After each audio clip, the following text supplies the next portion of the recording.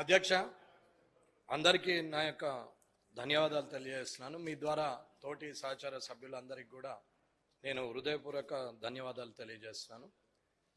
ఈ సభలో ఇప్పటి వరకు కొత్త వాళ్ళు 50 పైబడి కొత్త సభ్యులం ఇక్కడికి వచ్చాం. నేను కూడా మొదటిసారి ఎన్నికైనాం. రాజకీయాలకు కొత్త కాదు, కానీ ఈ అసెంబ్లీకి శాసనసభకు మాత్రం కొత్తవాన్నే. కానీ సీనియర్ శాసనసభ్యులు, మంత్రులుగా చేసినటువంటి వ్యక్తులు కానీ, 4-5 సార్లు గెలిచినటువంటి వ్యక్తులు కానీ, పార్లమెంట్లో కానీ లేదా ఎమ్మెల్సీలో ఉన్నటువంటి వ్యక్తులు కానీ మాకు మీరు సూచన ఇస్తూ గౌరవంగా ముందుకు ఎలా తీసుకెళ్ళాలి సభని, రేపు ప్రజలకు ఎలాంటి సమాచారం ఇవ్వాలని చెప్పి నేర్పిస్తారనే ఆలోచనతోని మేము 50 మందిని ఇక్కడికి కొత్తగా ఎన్నికై వచ్చిన వ్యక్తులకు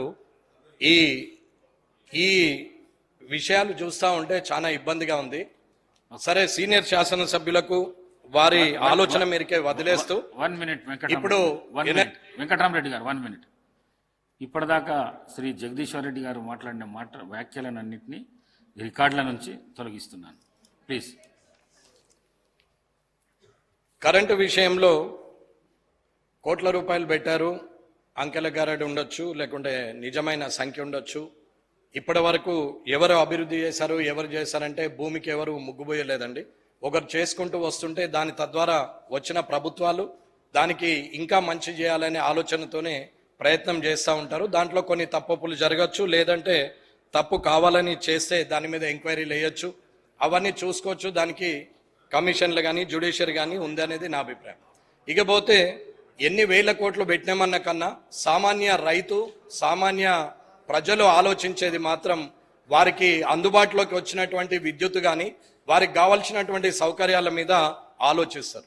ఇవాళ రైతులకు కావలసినటువంటి కరెంటు కంబాలు కానీ, కాసారాలు కానీ, బొక్కలు కానీ, అక్కడ ఉన్నటువంటి ఈ మెల్టెడ్ వైర్ కావచ్చు, లేకపోతే క్రాస్డ్ పోల్ కావచ్చు, లేకపోతే బ్రేకుడ్ పోల్స్ కావచ్చు, ఐరన్ పోల్స్ కావచ్చు, లక్సులు కావచ్చు, అక్కడ ఉన్నటువంటి చేంజర్లు కావచ్చు, జంపర్లు కావచ్చు, లేదా అక్కడ ఉన్నటువంటి 16 kV కానీ, 32 kV కానీ, 60 kV కానీ, 100 kV ట్రాన్స్ఫార్మర్స్ ఏవైతే అవసరం ఉన్నాయని రైతులు అడుగుతున్నారో, ఎలక్ట్రిసిటీ చుట్టూరా తిరుగుతున్నారో, వాళ్ళందరికీ కూడా కావలసిన సౌకర్యాలు అందట్లేదు. జిల్లాలు ఏర్పాటు చేసింది కానీ అక్కడ ఎలక్ట్రిసిటీ డిపోలను ఏర్పాటు చేయలేదు. ఉమ్మడి జిల్లాలోనే ఎలక్ట్రిసిటీ డిపోలు ఉన్నాయి. అక్కడి నుంచి డిస్పోజ్ కావాల్సిన మెటీరియల్ కోసము ఏ జిల్లాలనైతే ఉందో అక్కడి వారు తీసుకుపోతున్నారు, కానీ ఆ జిల్లా నుంచి విడిపోయినటువంటి జిల్లాకు మాత్రం అది అసౌకర్యంగా ఉందనేది ఎనర్జీ మినిస్టర్ గారు, ముఖ్యమంత్రి గారు గుర్తించాలనేది కోరుకుంటున్నాను. అలాగే ఇప్పటి వరకు జరిగినటువంటి సమస్యలలో కూడా ఒక రైతు ఓవర్లోడ్ ఉంది, ఈ ట్రాన్స్ఫార్మర్ నాకు కావాలని డీడీలు కట్టి వారు పంపిస్తే ఇప్పటి వరకు రైతులకు ఆ ట్రాన్స్ఫార్మర్లు వచ్చే పరిస్థితి లేదు. ఎక్కడైతే 30 మీటర్లు దాటి ఉన్న డొమెస్టిక్ లో 40 మీటర్లు ఉన్నా కానీ అక్కడ ఎలక్ట్రిసిటీ పోల్ ఇవ్వమని అంటే 30 మీటర్లు దాటిందని చెప్పి ఒక్క ఇల్లు ఉన్నా కానీ దానికి వేలల్లో బిల్లులు చేస్తూ ఎస్టిమేషన్లు చేస్తున్నటువంటి ఎలక్ట్రిసిటీ విద్యుత్ శాఖ ఉన్నది అనేది ఒకసారి గమనించాలి. ఇలాంటి పరిస్థితుల్లో రైతు కానీ డొమెస్టిక్ లో ఉన్నటువంటి వ్యక్తులు అందరూ కూడా ఇబ్బందులు పడుతున్నారు అనేది ఒకసారి ఆలోచించాలి. ఇకపోతే మాజీ మంత్రి గారు జగదీశ్వర్ రెడ్డి గారు అన్నట్టు, లేకపోతే అధికారంలో ఉన్నటువంటి మంత్రులు అన్నట్టు కానీ ఇవాళ ప్లాట్లు వచ్చినాక వైర్లు పోయినాయి కాదు, వైర్లు పోయిన తర్వాత ప్లాట్లు వచ్చినాయని మాట్లాడుతున్నారు. అన్న, ఇండ్లు కట్టుకున్నటువంటి వ్యక్తికి ఇంటి మీదకి వెళ్ళి వైర్లు పోయే ముందు అది ప్రభుత్వ భూమా, అది లేకపోతే ప్రైవేట్ భూమా, అక్కడ ప్లాట్లు ఉన్నాయా, డొమెస్టిక్ హౌసెస్ ఉన్నాయా, అక్కడ నుంచి రేపు పొద్దున రానున్నటువంటి భవిష్యత్తులో అక్కడ ఇండ్లు ఏర్పడతాయని చూసుకోకుండా వైర్లు వేసేసి ఇవాళ వైర్ షిఫ్టింగ్ కావాలంటే కూడా ఇబ్బంది పెట్టే పరిస్థితి వచ్చింది. ఇప్పుడు 33 kV లైను ఏదైతే ఉన్నదో ఆ లైను కొన్ని కామారెడ్డిలోనే కాదు అన్ని పట్టణాల్లో కూడా ఎన్నో ఇండ్లపై నుంచి ఆ లైన్లు పోతా ఉన్నాయి. ఆ లైన్లు పోయినప్పుడు 2 అంతరాలు కట్టి పర్మిషన్ మున్సిపాలిటీ వాళ్ళు ఇస్తున్నారు, 3 floors కట్టినా మున్సిపాలిటీ వారు పర్మిషన్ ఇస్తున్నారు. పర్మిషన్ ఇచ్చినప్పుడు అక్కడ వైర్లు ఉన్నాయని పర్మిషన్ ఇవ్వకుండా మున్సిపాలిటీ వారు చూడరు, లేకపోతే పర్మిషన్ ఇచ్చిన తర్వాత కట్టుకొని యాక్సిడెంట్ అయి ఎందరో చనిపోయే పరిస్థితికి వచ్చింది. ఇది చాలా ఆలోచించాల్సిన విషయం. ఎగ్జాంపుల్, ఇప్పుడు కామారెడ్డిలోనే కనీసము 200-300 ఇండ్లు అంటే 200 పైబడి ఉన్నటువంటి ఇండ్ల మీద నుంచి 33 kV లైన్ పోతా ఉంటే అక్కడ ఇప్పటికే కనీసం ఒక 50 మంది చనిపోయిన సందర్భం ఉన్నది. అది గత 20 సంవత్సరాలుగా అక్కడ జరుగుతూ ఉన్నది. అది ఆ లైన్ షిఫ్టింగ్ చేయాలనే ఆలోచన కూడా ఎక్కడ చేయట్లేదు. అది ఎగ్జాంపుల్ కామారెడ్డి చెప్పినాం, కానీ అది ఇక్కడ ఉన్న మంత్రుల టౌన్లలో కావచ్చు, వారి నియోజకవర్గాల్లో కావచ్చు, మీ నియోజకవర్గంలో కూడా కావచ్చు అనేది నా అభిప్రాయం. ఇది అంతటా ఉంది, అది మార్చాల్సిన అవసరం ఉన్నది. అది చేయకుండా ఇవాళ ట్రాన్స్ఫార్మర్స్ ఇవ్వకుండా, ఓవర్లోడ్ కన్వర్జన్ చేయకుండా, దాన్ని సరిదిద్దకుండా ఇవాళ 100 kV మీద ఎన్ని మోటార్లు నడవాలి, అది 60 kV మీద ఎన్ని మోటార్లు నడవాలనేది చూడకుండా సంవత్సరాలుగా ట్రాన్స్ఫార్మర్స్ రాకుండా డీడీలు కట్టిన తర్వాత ఒక్క సంవత్సరానికో 6 నెలలకో అవి రావడం జరుగుతున్నది. కాబట్టి ఇవన్నీ గౌరవ విద్యుత్ శాఖ మంత్రి గారు విక్రమార్క గారు కొంచెం చూడాలని, భట్టి గారు చూడాలనేది నా ఆలోచన. పోయిన ప్రభుత్వంలో వారు చేసినంత వరకు చేయొచ్చు, కానీ ఇప్పుడు ఉన్నటువంటి సమస్యలు, ఇప్పుడైతే నేను ఏదైతే చెప్పినటువంటి సమస్యలు ఉన్నాయో అవన్నీ సరిదిద్దాలి త్వరలోనే అనేది నేను సభాముఖంగా మీ ద్వారా తెలియజేస్తున్నాం. అట్లాగే ఇక్కడ ఉన్నటువంటి అన్మాన్డ్ ఉద్యోగులని, అంటే మనం ఎంత పెద్ద పని చేసినా, ఏది చేసినా, ఎన్ని కోట్లు పెట్టి ఏం చేసినా ప్రజలు ఫైనల్ గా అర్థం చేసుకునేది వారికి అందినటువంటి సౌకర్యాన్ని. ఆ సౌకర్యానికి పనిచేసేది కింది స్థాయిలో ఉన్న ఉద్యోగస్తులు అనేది నా అభిప్రాయం. ఆ ఉద్యోగస్తుల్లో అన్మాన్డ్ ఉద్యోగులు అని చెప్పేసి వాళ్ళ పేరు పెట్టి 11,000 జీతానికి గత 15-20 సంవత్సరాలుగా పని చేపిస్తూ పోతున్నారు. వాళ్ళని ఇప్పటి వరకు గుర్తించినటువంటిది లేదు.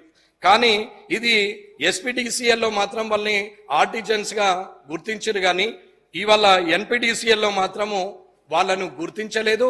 మిగిలిపోయిన ఉద్యోగులు ఉన్నారు. ఇప్పుడు ఉన్నటువంటి మాజీ ముఖ్యమంత్రి గారు, అప్పుడు ముఖ్యమంత్రి ఉన్న కేసీఆర్ గారు ఆ రోజు ప్రభాకర్ రావు గారికి చెప్పారు, సీఎండి గారికి, వీరికి చేతి నిండా పని, కడుపు నిండా తిండి ఇవ్వండి, వీళ్ళని కూడా గుర్తించండి అని చెప్పారని చెప్పి అక్కడ వారు ఉద్యోగులు మొరబెట్టుకుంటా ఉన్నారు. అయినా ఇప్పటి వరకు వాళ్ళను కనీసం గుర్తించింది లేదు, వాళ్ళని తీసుకున్నది లేదు. అన్మాన్డ్ ఉద్యోగులను కూడా ప్రభుత్వం వారు ఈసారైనా చూసి గత ప్రభుత్వం చేసిన తప్పుల నుంచి అది సరిదిద్ది వారి జీవితాలను వెలుగులు నింపాలి, వారి కుటుంబ సభ్యులు సంతోషంగా ఉండేటట్టు చూడాలనేది నా ఆలోచన. అలాగే ఈ అన్మాన్డ్ ఉద్యోగులు అందరూ పనిచేస్తూ కాళ్ళు చేతులు పోయిన వాళ్ళు ఉన్నారు, ప్రాణాలు బొడగొట్టుకున్న వాళ్ళు ఉన్నారు. వారందరూ కూడా ఇవాళ ఇలాంటి పరిస్థితుల్లో, వాళ్ళు దిక్కుతోచని పరిస్థితుల్లో వాళ్ళు రోడ్డు మీద ఉన్నారు. ప్రాణాలు పోయిన వారి కుటుంబాలు రోడ్డు మీదకి వచ్చినాయి.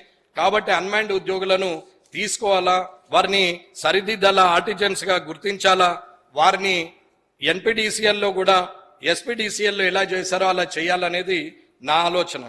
అలాగే విద్యుత్ శాఖలో 20 సంవత్సరాలుగా మీటర్ రీడింగ్ చేస్తున్నటువంటి సభ్యులు ఉన్నారు. వీరందరినీ కూడా కరెంటు బిల్లులు ఇస్తూ ఇంటికి వెళ్లి మీటర్ రీడింగ్ చూసి కరెంటు బిల్లులు ఇస్తున్నటువంటి వారికి కూడా ఇప్పటి వరకు ఆగమ్య గోచరంగానే ఉన్నది. వాళ్ళను ఎక్కడ కూడా తీసుకోవట్లేదు. వాళ్ళని ఇప్పటికీ కాంట్రాక్ట్ బేస్ని అట్లనే చేస్తూ విద్యుత్ మీటర్ రీడింగ్ కార్మికుల సమస్యల్ని కూడా మంత్రి గారు చూడాలనేది ఆలోచించి చేయాలా. వీళ్ళు 2300 మంది ఇప్పటికి పనిచేస్తున్నారు. అలాగే అన్మాన్డ్ ఉద్యోగస్తులు ఎవరైతే ఉన్నారో వారు 1400 మంది ఉన్నారు. 1600 మంది ఉన్న దగ్గర 200 మంది చనిపోయారు, కాళ్ళు చేతులు పోయాయి. ఇంకా 1400 మంది ఉన్నారు. వారిని కూడా గుర్తించాలనేది నేను కోరుకుంటున్నాను. అట్లాగే ఏది ఏమైనా ఇవాళటి వరకు ఎక్కడైతే వ్యవసాయ కనెక్షన్లు రైతులకు ఏదైతే కొత్త లైన్ వేయడానికి కేవలం 75,000 మాత్రమే ఇస్తున్నారు. పెరిగిన ధరలకు సరిపోవట్లేదు. కొత్త లైన్లు వేసుకునే రైతులకు ప్రభుత్వం మొత్తం ఖర్చు భరించాల్సిన అవసరం ఉందని చెప్తున్నాం.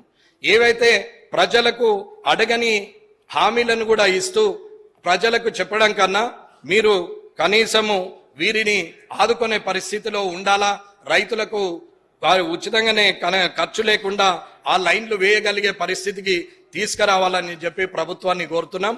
అలాగే ఏదున్నా ఏం చేసినా కేంద్ర ప్రభుత్వం ఉదయ్ స్కీమ్ కింద ఏదైతే స్మార్ట్ మీటర్లు అని చెప్పిందో ఆ స్మార్ట్ మీటర్లను ఈ ప్రభుత్వం ఏమో వాళ్ళిద్దరు ఒకటైపోయారు, మోటార్లకు కూడా మీటర్లు పెట్టాలని చెప్పారని వాళ్ళు మొత్తుకున్నారు. ఇప్పుడు ఉన్న వాళ్ళు వీళ్ళు మొత్తుకుంటున్నారు. ఏది అయినా కానీ రీఛార్జ్ అనేది ప్రతి ఫోన్లో ప్రతి దగ్గర ఇంటి దగ్గర ఉంటే వస్తున్నది. ముందు పేమెంట్ చేసిన తర్వాతనే, డబ్బులు కట్టిన తర్వాతనే వస్తువు మన ఇంటికి వచ్చే పరిస్థితి వచ్చింది. ఇవాళ స్మార్ట్ మీటర్లు పెట్టడం వల్ల రీఛార్జ్ చేసుకొని ప్రజలకు అవసరం ఉన్న కాడికి వాడుకుంటారు, అవసరం లేనప్పుడు వాడుకోరు అనేది ఆలోచన. ఒకవేళ రాష్ట్ర ప్రభుత్వము ఫ్రీగా ఇవ్వద్దు, వాళ్ళకి ఫ్రీగానే ఇవ్వాలి రైతులకు అని అనుకున్నప్పుడు స్మార్ట్ మీటర్లు పెట్టినా గానీ ఫ్రీగా ఇవ్వాలనుకునే ప్రభుత్వం ఉంటే ఇవ్వచ్చు, దాంట్లో తప్పు లేదు. కానీ స్మార్ట్ మీటర్లు పెట్టమన్న కేంద్ర ప్రభుత్వాన్ని రాష్ట్ర ప్రభుత్వాలు బదనాం చేస్తూ రైతులకు మీటర్లు పెట్టమన్నారు, బోర్లకు మీటర్లు పెట్టమన్నారు అని గత ప్రభుత్వము ప్రస్తుత ప్రభుత్వము చెప్తా పోతున్నారు. అది నిజం కాదు. స్మార్ట్ మీటర్లు పెట్టమన్నది ఉదయ్ స్కీమ్ కింద నిజమే. ప్రభుత్వం గాని కేంద్ర ప్రభుత్వం గాని ఒకవేళ ఉచితంగానే రైతులకు ఇవ్వాలని ఏ ప్రభుత్వాలు అయితే మాటిచ్చి మేనిఫెస్టోలో పెట్టుకొని ఉచిత కరెంట్ ఇస్తాం రైతులకని అన్నప్పుడు ఆ స్మార్ట్ మీటర్లు ఉన్నా గానీ ఆ స్మార్ట్ మీటర్ల మీద బిల్లు ఎంత అయితే అవుతుందో దాని బిల్లులు ఈ స్మార్ట్ రీఛార్జులు చేసుకుంటూ ప్రభుత్వం వెళ్లాల్సిన అవసరం ఉంది. ఉచితంగా ఇవ్వద్దని ఎవరు అనలేరు.